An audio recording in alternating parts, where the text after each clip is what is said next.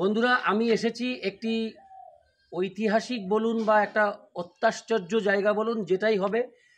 এটা হচ্ছে যে বামাখ্যাপা যে মায়ের সাধনা করতেন, ওনার সাথে যে ত্রিশূল থাকতো, সেই অরিজিনাল ত্রিশূলটি এই মন্দিরে রাখা আছে। এখানে প্রচণ্ড পরিমাণে মেলা লোকজন আসে। এটা কোন মাসে ভাই? এটা আমার জানা নাই। আচ্ছা, যাই হোক, এখানে একটা মেলা হয়, আমি ঠিক বলতে পারছি না যে কবে হয়। তো প্রচুর লোক এখানে ভিড় করেন। তো আমি সেই অরিজিনাল ত্রিশূলটা আপনাদের দেখাবো, ভেতরে মন্দিরের ওখানে আমি দেখাবো।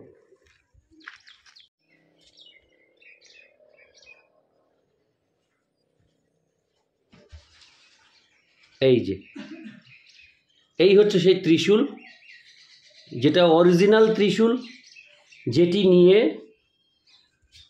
বামাখ্যাপা সাধনা করতেন।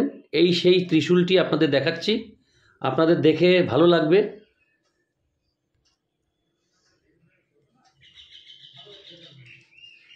এই যে মায়ের সাধনা করতেন এই ত্রিশূলের পাশে রেখে। এই অরিজিনাল ত্রিশূলটি এই মায়ের কাছে এই জায়গাটাতে রয়েছে, মূলটি গ্রাম।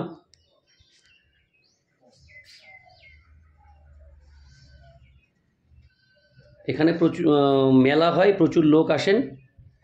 দিদি, এখানে কি বামদেবের ত্রিশূল রয়েছে? আচ্ছা, আপনি একটুখানি বলুন না, একটু ব্যাপারটা একটু খুব ভালো লাগবে। আসুন না, সমস্যা নেই, এদিকে আসুন, একটু এগিয়ে আসুন। মানে এইখানের ঘটনাটা একটু যদি বলেন সহজে। মানে এই যে ত্রিশূলটি, এর গল্পটা কি?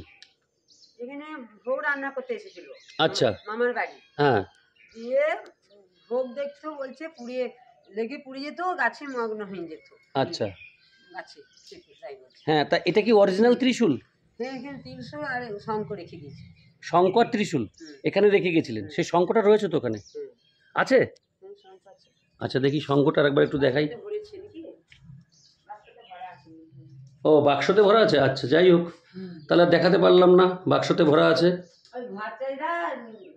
মায়ের সাধক বামাখ্যাপার এই ত্রিশূল দেখার জন্য আমরা ছুটে এসেছি এই ঝাড়খণ্ড।